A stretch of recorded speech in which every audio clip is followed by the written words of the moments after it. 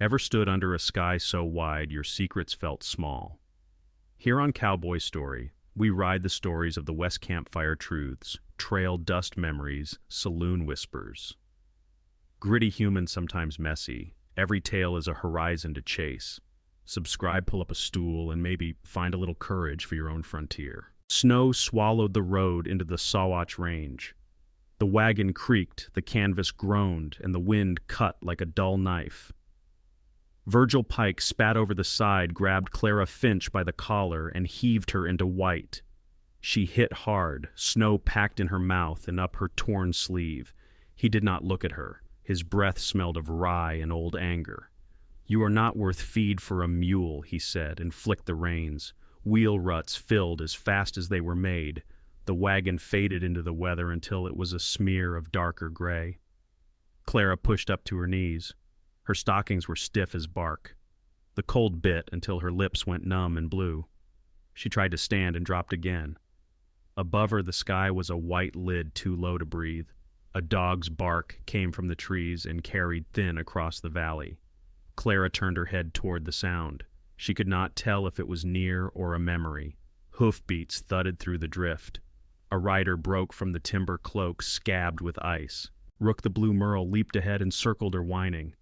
The man swung down and sank to his knees.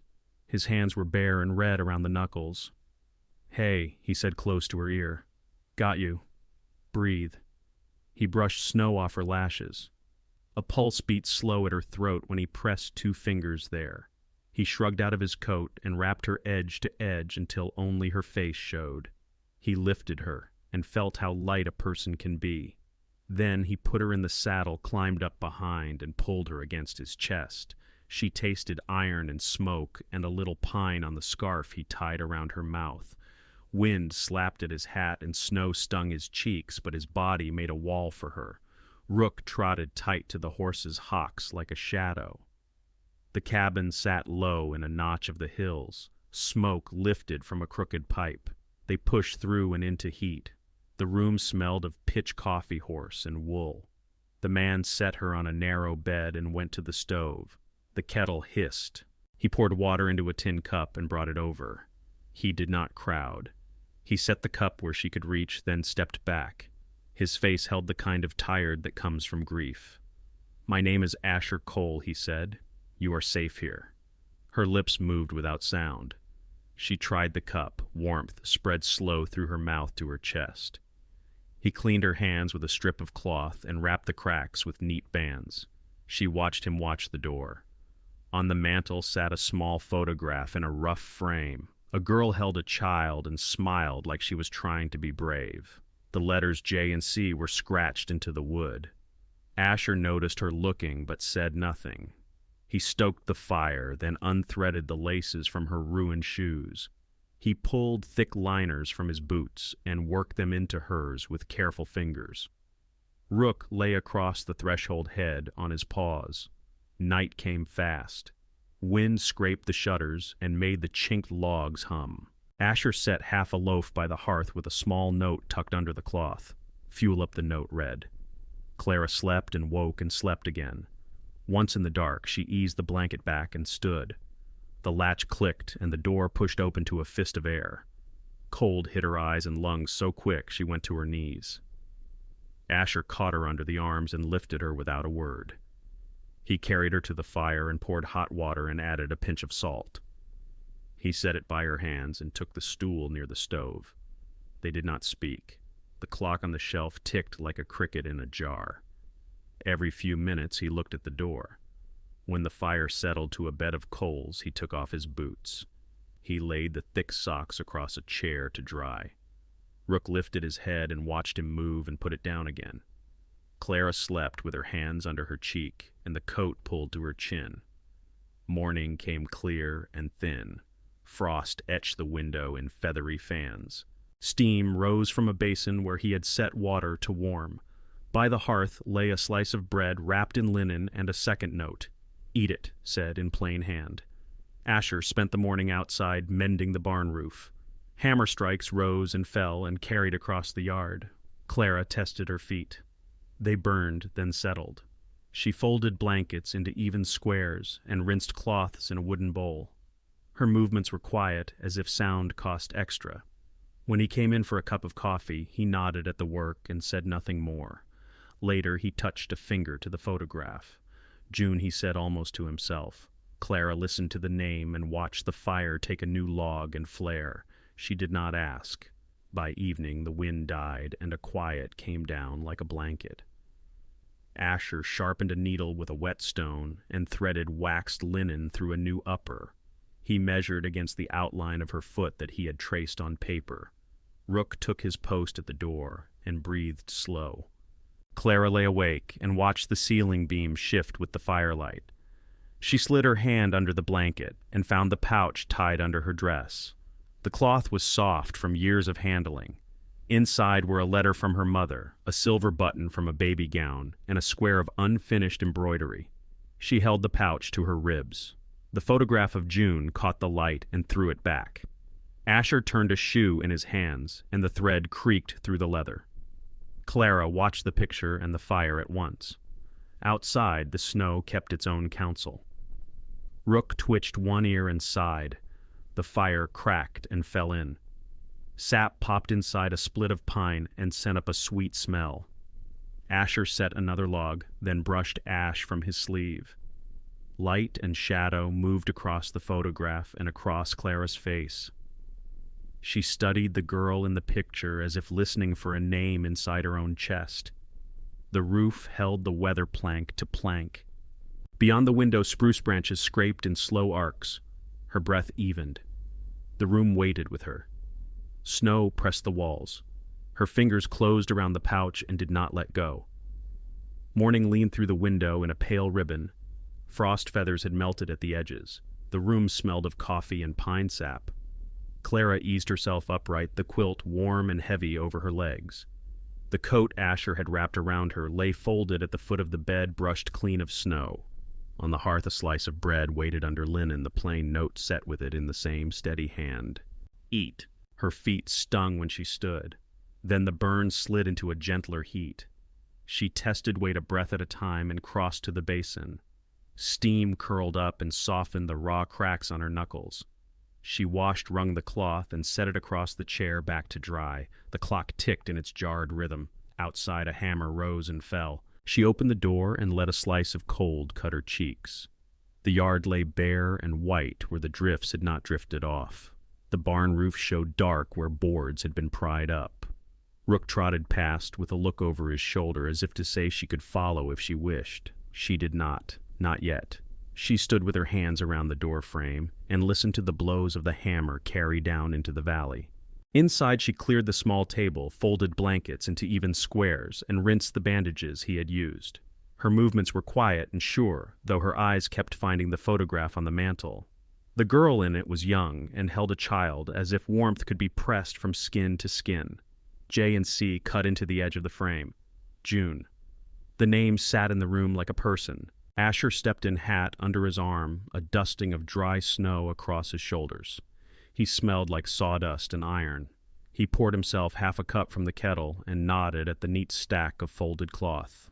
"Thank you," he said. "You are welcome," she answered, and found it was true. He looked at the photograph. His mouth moved as if he meant to say something and changed his mind. He drained the cup and set it by the sink. "I will be at the roof," he said. "You do not have to." "I know." He turned and went back into the light that made the snow glare. The door held a moment of cold, then shut.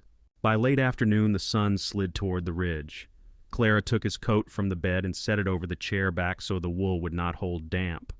She wrapped a shawl around her shoulders and stepped outside. The air had lost its bite and held the clean smell of winter wood. She crossed the yard slowly, keeping to the packed ground where his boots had made a path. Beyond the barn, the land dipped to the tree line. There, in a strip of dirt raised from the snow like a scar, stood a row of dried stems with curled seed pods. She crouched and touched a brittle stalk. June planted these, Asher said behind her. He had come down silent, as if he knew she would find the place. Clara did not pull her hand away. "What is it?" "Columbine. They do not quit." She rubbed the papery petal that still clung to one stem. The color had gone to a memory of blue. She thought of her pouch tied under her dress and how thread remembers fingers. She stood and the two of them looked over the row together. Rook nosed the ground and sneezed at the old seed scent. They walked back without hurry. In the yard, he stopped, picked up a thin board, and checked the nails seated true. He did not say be careful. He did not tell her what to do. She stood and waited until he nodded toward the door, and then went inside. Night came down clear. The wind had gone somewhere else. The fire drew well and held the room in a steady heat that did not bite. Asher sat at the table with a tin cup going warm in his hands. Clara took the other chair and folded her hands in her lap. The photograph watched them from the mantel. 3 winters back, Asher said finally. He kept his eyes on the stove. I tried for town in a storm. Supplies. Thought I could make it before the worst of it. I did not. Clara listened to the way he spoke to the air and not to her. She let the silence leave space. June was waiting on the porch, he said. 12. I carried her. He stopped. The lines around his mouth deepened. I was late. He pushed the cup across the table. She wrapped her fingers around it. The metal warmed her skin. She looked at her hands and saw the little lines where salt had dried. My uncle traded my future for a bottle, she said. $40 and a rifle. Virgil tied my wrists so I would look obedient. The man took one look at me and called me useless. Someone else before that hit me because I burned a pot of beans. She tried to sound like she did not mind and heard the wobble anyway. The laugh never came. Asher did not speak. He reached to the stove, refilled the cup, and pulled it back toward the middle of the table. She touched the rim with her thumb and let it sit. The room took a long breath and gave it back. He stood, pulled a cloth bundle from a hook near the stove, and set it on the table. Inside lay a revolver. The metal had been cleaned until the oil lay in a thin sheen that smelled like machine shop and cold iron. He opened the cylinder and showed her the rounds resting in chambers. He took them out one by one and set them on the cloth, flat ends down. If you must, he said. Eyes here, not on the sights. He showed her how to hold her breath and let it out slow until the weight of her finger did the work. Do not yank. Let it break on its own. She lifted the thing and felt how gravity wanted to take it. Her wrists trembled and then steadied. She practiced the grip and the lift and laid it down where he had placed it. Thank you, she said. He wrapped the cloth around the revolver again and hung it in the same place. He poured water into a second cup and set it near the stove to warm. Outside, a branch scraped the eave. Inside, the clock kept its little cricket time. The next day, the sky turned blank white. Wind came hard up the draw and set the barn doors to groan. Asher went for the latch and threw his shoulder into the wood. The top hinge screamed, and a plank on the lean-to lifted and snapped loose. It swung and cut the air with the whistle of a scythe. Clara moved without looking. Asher reached and shoved her clear. The plank hit his shoulder with a sound like a wet log thrown against a wall. He staggered. She caught him at the elbow and felt the heat rise under his coat in a rush. Blood showed dark on wool, then bright where it reached daylight. He gritted his teeth and let her lead him into the house. Rook paced at their heels, claws ticking on the floorboards. Sit, she said, and he did. The word felt odd coming from her mouth and fit. She heated water and tore strips from a clean sheet. She cut his shirt away from the wound and saw the torn skin, the bruising already turning. Her hands shook while she pressed cloth to stop the leak, then steadied as pressure did what pressure does. He looked at the far wall and breathed through his teeth. When the bleeding slowed, she threaded a needle and set the edge of the skin together in small bites. The thread slid with a quiet drag. He did not speak. When she tied the last knot, she washed the blood from his shoulder and bound it in fresh linen. You saved me again, she said, not as thanks, but as a thing that existed between one breath and the next. He closed his eyes and let air move out of him. Keeping the world even, he said. She felt the words in the room more than she heard them. By dark, he slept in the chair near the stove, his feet bare thick socks drying on the backrest. Rook curled where he could touch both the door and Asher's boot. The fire settled into a slow burn. Clara took a jar from the shelf, filled it with water, and put on her shawl. She stepped into the yard and crossed to the garden bed. Snow glazed the ground and snapped under her shoes. She found 3 columbine heads clinging to their stems as if stubborn, lived in small things. She cut them with a careful pinch. Inside, she set the jar on the table and arranged the brittle flowers in a shape that made sense to her. She wiped a drop of water from the wood with her sleeve. Asher stirred and squinted at the table. "They are small," she said, but they held on. He looked from the jar to her and back again. "So did you," he said softly. She felt her throat go tight, not from hurt, but from something warmer that made the room feel different. The next day broke clean and bright. The wind stepped back and left the sky hard blue. Asher worked with his good arm and stayed out of the heavy lifting. Clara took the chores that fit her strength. She fetched water. She swept the stoop. She kneaded dough and set it near the stove to rise. The house smelled like yeast and wood smoke. The morning stretched into noon. In the quiet just after midday, a sound came thin at first, then clearer. Wheels ground on frozen gravel. Rook lifted his head and gave a single warning note that sat low in his throat. Clara turned to the window. A wagon rolled into the yard. The mare was sway-backed and damp. 2 men rode with the driver, broad in the shoulders and blank in the eyes. The driver swung down boots, hitting hard. He smelled of rye and stale sweat. Virgil Pike smiled the way a knife smiles when it catches light. Virgil Pike stood with his boots set, wide coat open to show the butt of a pistol dark at his hip. The 2 men on the wagon bench watched with blank eyes and slow breath, as if they had done this before and always lived to tell it. Rook's ruff lifted as he stepped forward until his shoulder touched Asher's leg. Asher came out and let the door shut behind him. He did not raise his voice. "You are on my land," he said. "Blood says I can collect what is mine," Virgil answered. His smile made no heat. "Girl, get your things."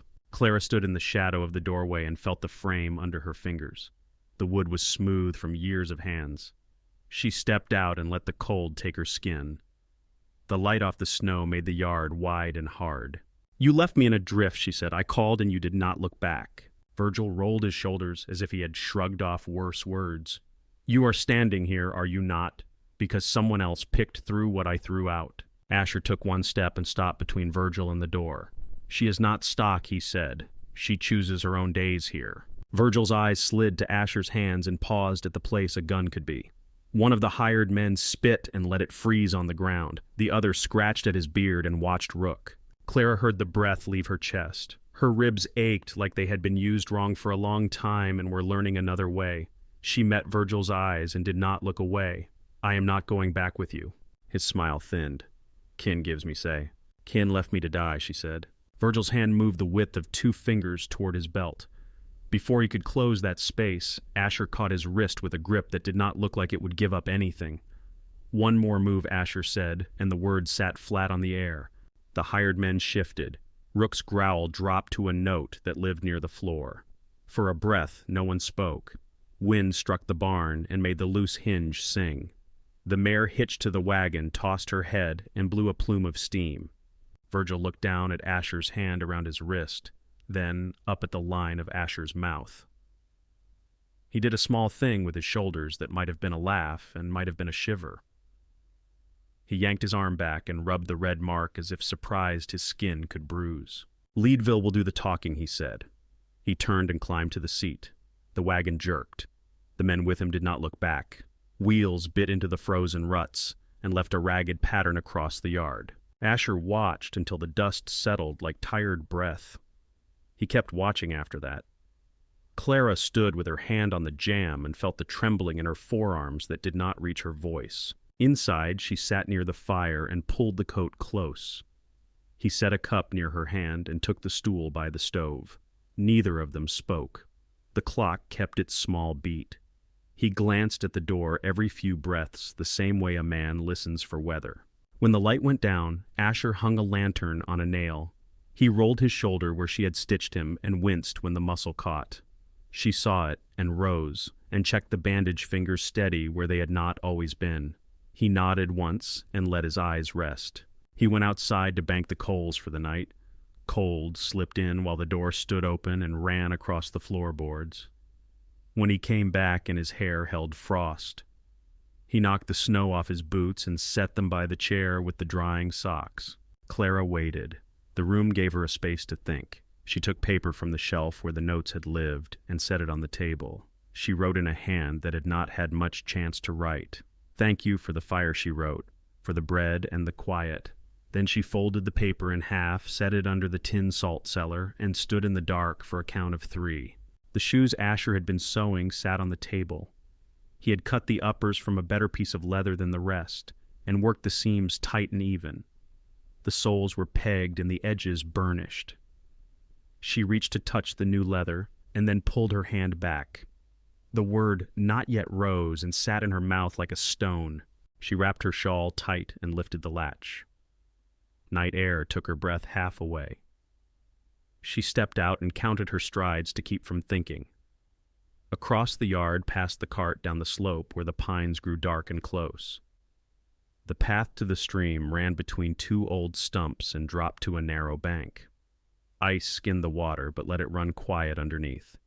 Her breath showed and faded. She sat on a flat rock and pressed her hands between her knees. Hoofbeats came soft through the trees and stopped above, then boots on frozen moss. She knew the shape of the sound now. Asher came down the bank and stood a pace away. He did not reach for her. "You forgot your shoes," he said. "I did not forget," she said. "I left them. I cannot be the trouble that brings men to your door." He looked at the ice where the shallow run made a line of silver. He did not speak for a long moment. When he did, his voice was low and plain. "I carried you out of a storm," he said.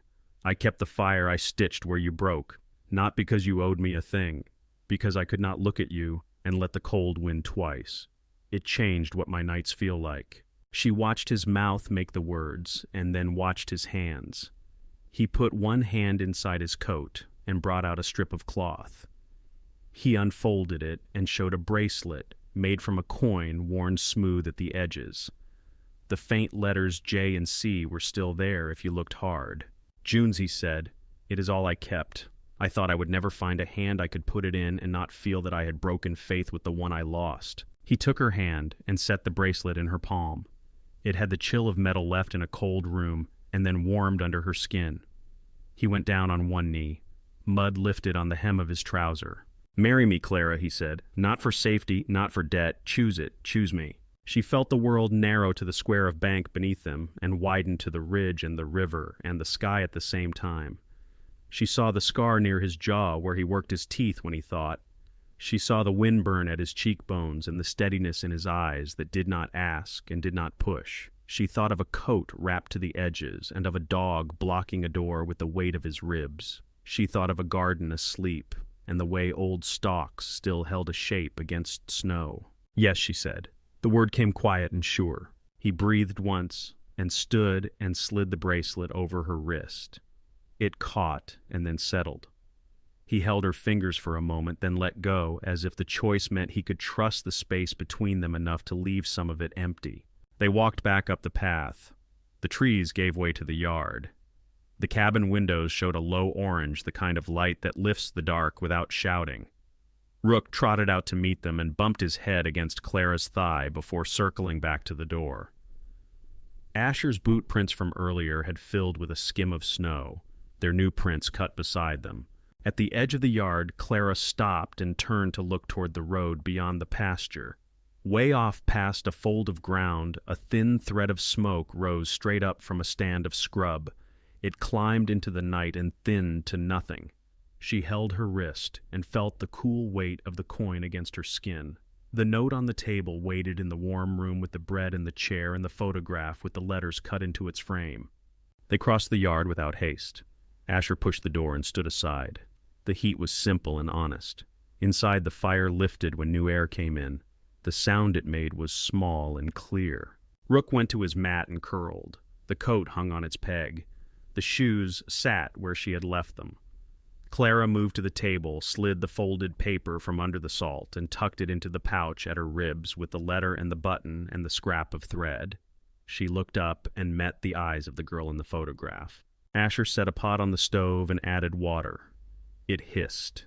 He did not ask for promises. He tasted the steam for heat and nodded to himself. She had not known a nod could mean so much until this one. Outside, the spruce brushed the eave and made a patient sound.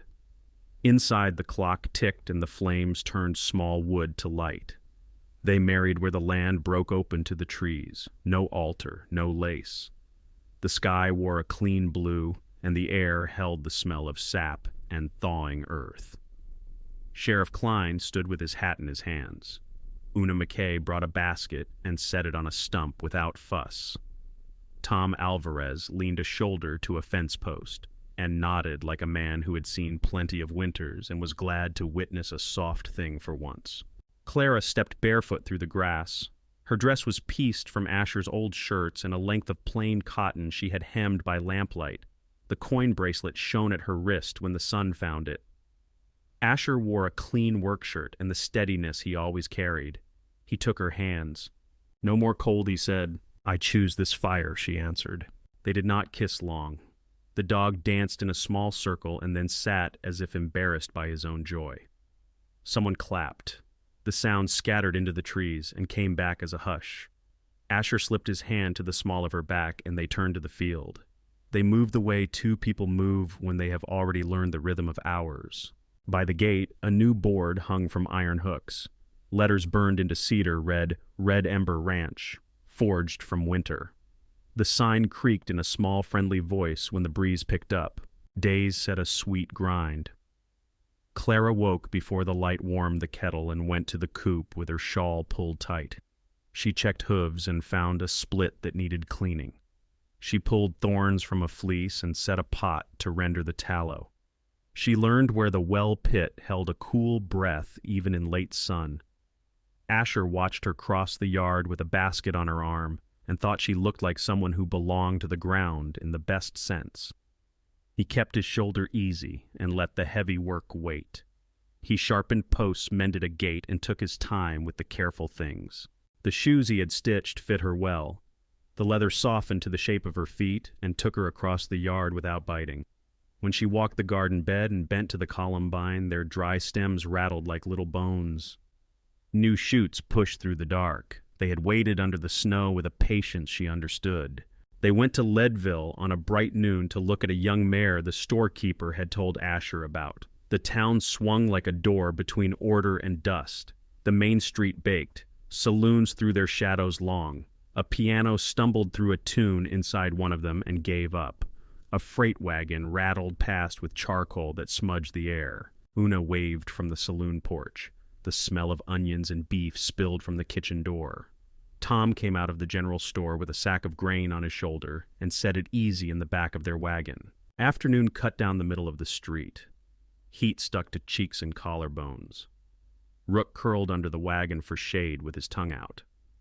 Asher checked the mare's legs, ran a hand down each one, and nodded. Clara kept her back straight and her eyes open. She saw everything and nothing saw her until the blow landed. A fist took Asher in the jaw from behind. The sound was a flat clap that belonged in a barn. He stumbled into the hitch rail and caught himself. Blood hit his tongue and tasted like metal and smoke. Rook exploded from shade with a bark that held warning and promise. Clara did not feel surprise so much as recognition. Her body found a place she had practiced in the quiet kitchen. She reached into the saddlebag and came up with the revolver.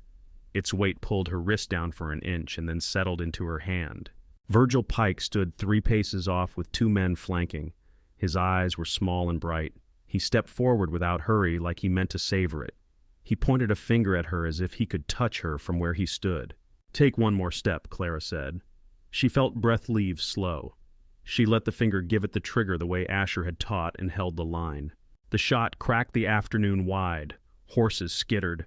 A bird jerked up from a roofline and cut across the sky. The slug took a shard from the signpost behind Virgil's shoulder. Splinters hopped and stuck in his coat.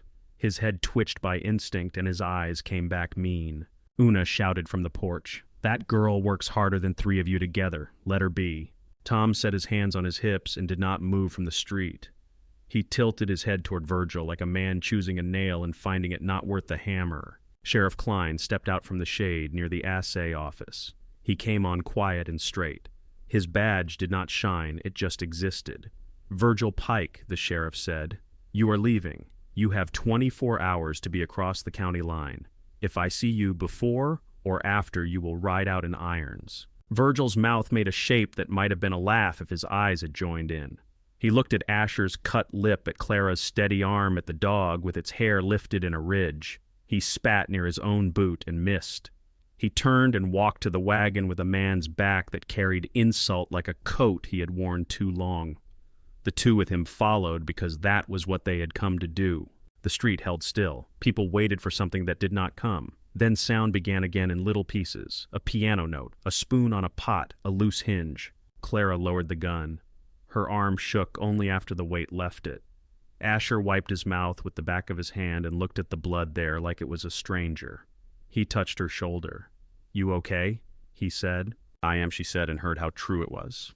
They bought the mare because a good animal should not suffer from a bad man's timing. They watered her and tied her behind the wagon. Asher tipped his hat to Una. Tom gave Clara a look that said a thing without words. Sheriff Klein went back to his shade. Virgil's wagon dragged a long smear of dust down the far road and drew it thin as thread. The afternoon softened its light and turned the town to a photograph. They rode home with the mare stepping neat behind them. The wind lifted at the ridge and cooled the sweat at their collars. The ranch opened and took them in the way a valley takes weather. The sign at the gate lifted and settled and did not complain. Rook jumped down as soon as the wheels stopped and ran a fast circle and came back to heel. That night, Asher burned the bread, and Clara laughed and ate it just the same. He pressed a cold cloth to his jaw and said he had tasted worse. The fire held the room steady. The bracelet warmed to her skin and felt like a thing that had decided to stay. Morning came with a clean light. The air held the crisp scent of wet dirt. A thin mist wove itself along the creek and pulled apart as the sun took it. Clara walked the north field with a basket on her arm and checked the rows where seeds slept under a thin crust.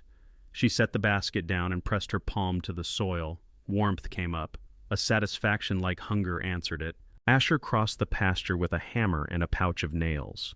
He watched her turn her face to the sun and felt a gentler heat rise in his chest than the one that came from work. He set the tools on a post and raised his hand to hail her. Clara swayed. Her knee touched earth. She tried to stand and the world went narrow and bright. The basket tipped and spilled 3 eggs that rolled and stopped in little cups of dirt. She folded to the ground without a sound. The hammer slid from Asher's fingers and hit the grass. He ran. Asher ran and dropped to his knees in the field. Clara's face had gone pale under the light. Her breath came thin and even. He slid an arm under her shoulders and another behind her knees and lifted.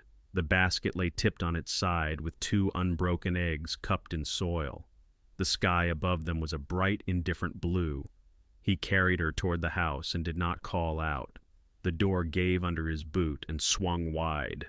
Rook followed close claws, tapping on the boards. He set Clara on the bed and brought water to a boil. He soaked a cloth and laid it across her forehead. He found her hand and rubbed warmth into her fingers. A minute and then another. Her lashes flickered. He said her name and the word made a path to her. She opened her eyes and looked at him like she had walked a long road and just now recognized the end of it. Doc Bigham came in with his bag and his quiet boots. The man's hair had gone white where it had not gone away. He washed his hands and probed gently at Clara's wrist, the hollow of her throat, the soft of her belly. He listened with his ear where he could hear more than the room allowed. "She is not ill," he said. He wiped his hands on a clean towel and smiled in a way that creased his whole face. "She is expecting." For a breath, no one said a word. Then Asher blew air out like he had been holding it since the field, and a small laugh escaped. It was a sound he had not made in years. Clara's eyes filled and did not spill. Her hand went to the place under her ribs where new weight would grow. Doc Bigham left a list of simple things in a simple voice. Rest, water, good food. He patted Asher's shoulder as if to say a man could do this part. The door clicked behind him and the house took on a softer ring. Asher stoked the fire and burned the bread, and they ate it anyway. He mixed stew and salted it wrong, and she smiled and tipped the bowl for him to try. He said it would be better next time, then stopped and let the moment be exactly what it was. They sat under a quilt on the porch with the sun laying a warm hand across the yard. The coin bracelet caught light and sent it back in a faint circle that ran up Clara's wrist and then disappeared. She rested her head against his shoulder. He put a palm on her belly, careful and bewildered. The dog snored on the step and twitched when he dreamed. The garden bed held its thin green promises. Weeks moved like water under clear ice. The air turned soft. The creek ran louder where it met the bend. The columbine sent up leaves that split like open hands. Asher started tasks and finished them, but slower. He took down the old hinge and fixed it so the barn door would not sing in a bad wind. He built a cradle with a rocker that moved honest and smooth. He sanded the edges until they would not catch a blanket thread. Clara laughed when she ran her fingers along the curve. He said nothing and watched her laugh. The night the baby came, the stars burned with a clean steadiness. The fire kept its duty. Una came and wiped sweat and spoke to Clara like she was telling a story everyone already knew the end of. Tom stood outside and smoked and waited for Asher to need something. Asher stood inside and tried to be a wall that would not fall over. He held water when he was told to hold water, and he held silence when that was the thing to hold. He counted breaths for himself so he would not forget to take them. A cry rose from the bed at last. It was small and brave and new. Una put a bundle into Clara's arms and stepped back. The bundle moved and showed a mouth and a hand and two eyes that blinked like old souls blink in new rooms. Asher put a finger out and the hand closed around it. He looked at Clara and saw a woman made of grit and tenderness and fire baked into something you could not shake loose. Lark, Clara whispered. The name took what the bird did when it rose out of grass and put it into a human shape. Asher said the name back and it fit the room. Morning found them like that, tired in a way that did not feel like loss. The day stretched and the sign at the gate read the same as it had the day before and meant more. Red Ember Ranch, forged from winter. The words held under the weather and did not wear thin. 1 year turned. Wheat rolled in a soft rhythm under the wind. Sunflowers lifted their round faces. Bees worked without hurry. The creek ran clear and showed stones the size of a man's hand.